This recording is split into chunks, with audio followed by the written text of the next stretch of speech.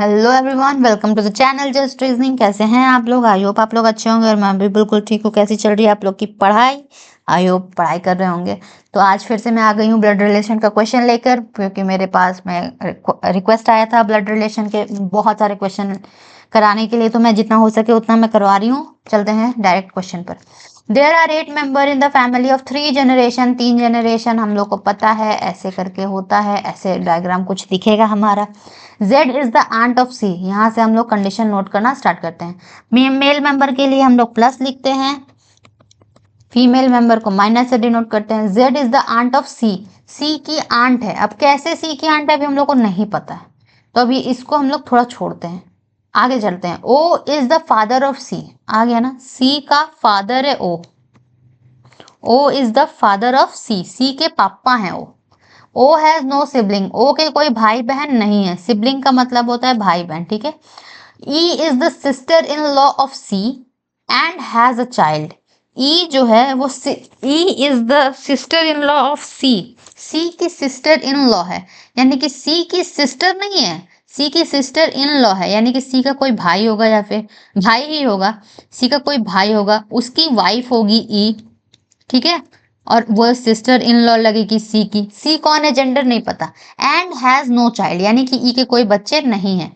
ई के बारे में बात हो रहा है ना, सी के बारे में नहीं बोल रहा है। एंड किसको बोलता है? एंड हमेशा सब्जेक्ट को डिनोट करता है। ई के बारे में बोल रहा है कि ई के कोई बच्चे नहीं है।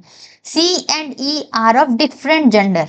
पता चल गया, बस यहां से पता चल गया है। अभी ये वाला हम लोगों ने अभी कुछ भी इसका नहीं किया है, जो हम लोग करेंगे, ठीक है। C and E are of different gender. C और E का जेंडर डिफरेंट है, इसका माइनस है, यानी ये फीमेल है तो ये मेल होगा। पता चल गया मेल जेंडर, ठीक है। C has no sibling. C has no sibling बोल दिया, अब क्या होगा? अब ये सिस्टर इन लॉ कैसे हो जाएगी E C का? पता करते हैं। B is the grand child of N। B is the grand child of N. N का चाइल्ड, उससे भी नीचे ग्रैंड चाइल्ड है B. Gender we don't know, plus minus नहीं पता। A is the cousin of C. A जो है cousin है सी का। सी का कजन कैसे होता है? कजन का मतलब कि अगर भाई बहन हो, पापा के, हम लोग के कजन्स कैसे होते हैं कि मेरे पापा के जो दूसरे बच्चे हुए हैं वो तो मेरे पापा के भाई, यानी कि मेरे जो चाचा हुए हैं या फिर मेरी फूआ हुई, उनके जो बच्चे होते हैं वो हम लोग के लिए कजन्स होते हैं, ठीक है। तो यहाँ पर भी यानी कि ये बोल रहा है कि ए is the cousin of C. C का कजन है ए इज द कजन। कजन कैसे हो जाएगा? यानी सी का कोई पेरेंट का भाई बहन में से कोई एक का बच्चा होगा ए, पेरेंट के मम्मी पापा। जबकि यहाँ पर बोल दिया गया कि पापा का कोई भी सिबलिंग नहीं है, यानी कि मम्मी के साइड से कजन लग रहा है, ये मामा का बच्चा है लग रहा है, मामा का या फिर मौसी का। देखते हैं कैसे है। ये सब दिमाग घुमाना पड़ता है, चलाना पड़ता है। जब ओ का कोई सिबलिंग नहीं है तो एन का तो है, ठीक है। एन है, ओ सॉरी, एन कहाँ आ गया यहाँ पर, देखते हैं। एन तो हमको लग रहा है यही आएगा यहीं पर, बट फिर भी देखते हैं। इसका कोई लेडीज है, उसका जो कजन है, उसका जो भाई या फिर बहन है, उसका बच्चा होगा ए, तभी वो कजन्स बोला गया, ठीक है। There are only 2 male member in the family. बस 2 मेल है। There are only 2 males in the family. जा, अब क्या होगा देखते हैं कैसे होगा। P is one of the member, और एक मेंबर P है। अब इसको कैसे कनेक्ट करें? ये तो बोल दिया कि C हैज नो सिबलिंग, यानी कि ये रिलेशन तो गलत हो गया हम लोग का। तो ये E कैसे हो गई sister in law of C? Sister in law कैसे हो गई?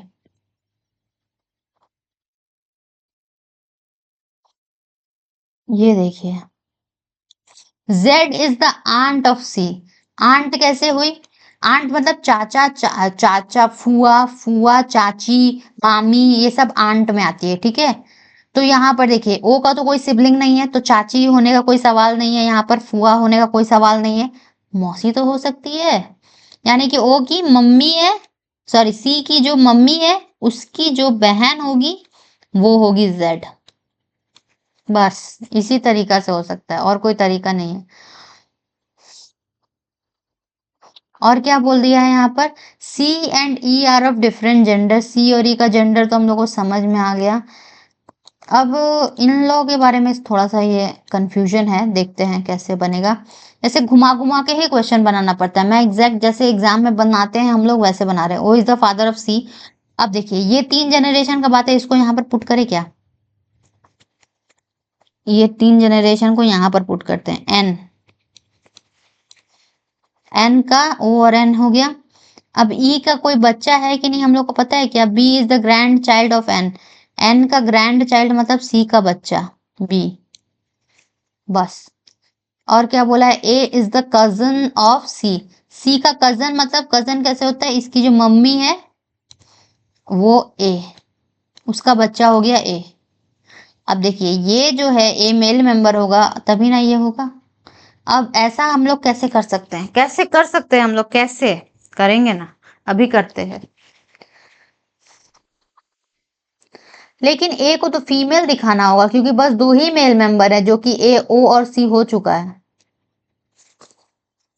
ए को तो फीमेल करना होगा हम लोग को, मेल नहीं कर सकते हैं।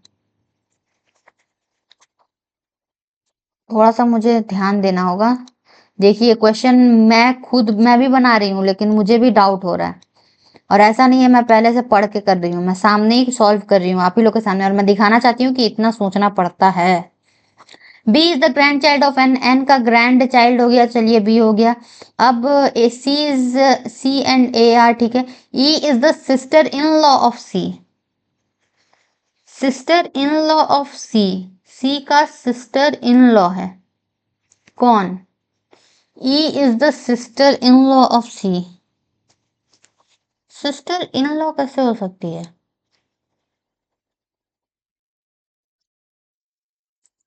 there are a is a cousin, there are only two members, there are only 2 male members हैं, एक और ओ और सी हो गया है male member,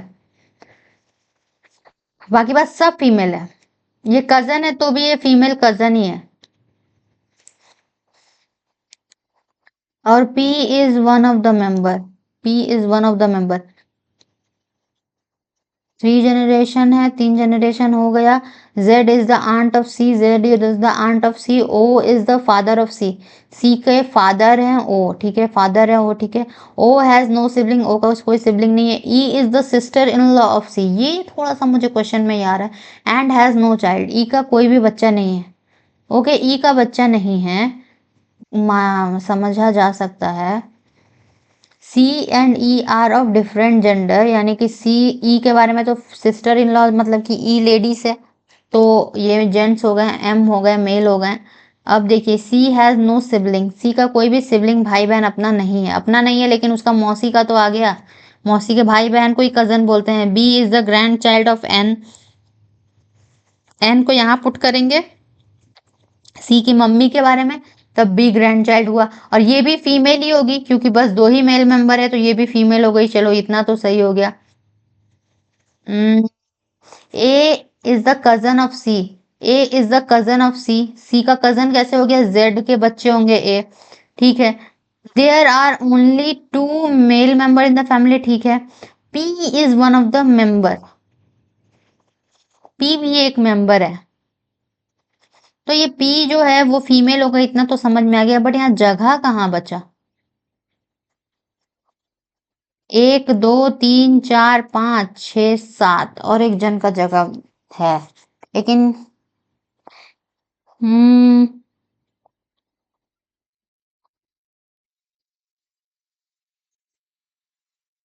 C, E is the sister-in-law of C and has no child. E is the sister-in-law of C.